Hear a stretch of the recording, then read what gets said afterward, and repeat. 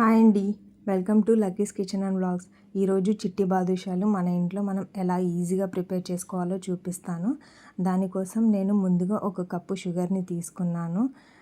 పాకం చేసుకోవడం కోసం ఒక 2 చిన్న సైజు గ్లాస్ వాటర్ని వేసుకొని వాటిని బాగా కలుపుతూ మనం పాకం రెడీ చేసుకోవాలి. మన పాకం రెడీ అయ్యేలోపు మనం పిండిని ప్రిపేర్ చేసుకుందాము. దానికోసం నేను ఒక కప్పు మైదా తీసుకున్నాను. అందులోనే పావు టీ స్పూన్ బేకింగ్ సోడా, పావు టీ స్పూన్ ఉప్పు, అందులోకి 4-5 టేబుల్ స్పూన్ల నెయ్యిని వేసుకున్నాను. మీరు కావాలంటే కాస్త ఎక్కువ కూడా వేసుకోండి నెయ్యి. సో వీటన్నిటిని ఉండలు లేకుండా బాగా కలుపుకోవాలి. ఇలా కలుపుకున్న తర్వాత మనం పెరుగుతో ఈ పిండిని కలుపుకోవాలండి. మీకు ఎంత అవసరం అవుతుందో పెరుగు అంత వేసుకుంటూ నిదానంగా కొద్ది కొద్దిగా వేసుకుంటూ కలుపుకోండి. ఈ పిండి అనేది మరీ లూజ్గా అవ్వకూడదు, మరీ టైట్గా అవ్వకూడదు. మనం చపాతీ పిండిని ఎలా తడుపుకుంటామో అలా తడుపుకోండి. చూడండి, ఇలా వస్తే సరిపోతుందన్నమాట. సో మనం ముందుగా ఆయిల్ని ప్రిపేర్ చేసుకుందాము.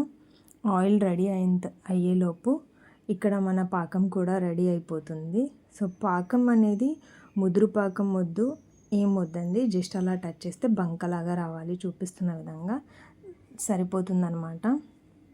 మనం ముందుగా రెడీ చేసుకున్న పిండిని చిన్న చిన్న ఉండల్లాగా తీసుకొని, గులాబ్ జామ్ కోసం తీసుకుంటాం కదా, అలా చిన్న చిన్న ఉండల్లాగా తీసుకొని వాటిని అరచేత్తో ఒత్తుకొని బొటన వేలితో హోల్డ్ చేసుకుంటే సరిపోతుందండి. మనకు కాల్చుకోవడానికి బాదుషాలు అనేవి రెడీ అయిపోతాయి.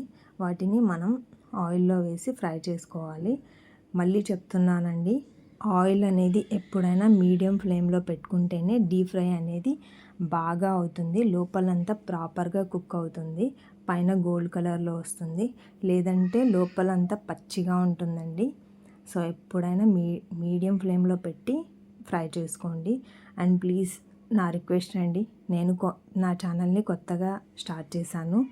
నా ఛానల్ని సబ్స్క్రైబ్ చేసుకోండి, నా వీడియోస్కి లైక్ చేయండి. Please support me. అండ్ మన బాదుషాలు అయితే చూడండి బాగా గోల్డ్ కలర్లో ఫ్రై అయిపోయాయి. ఇలా గోల్డ్ కలర్లో ఫ్రై అయిన వాటిని తీసి మనం ముందుగా రెడీ చేసుకున్న పాకంలో వేసి కాసేపు నానబెట్టుకోవాలండి. అప్పుడే మన పాకం అనేది వాటికి బాగా పడుతుంది.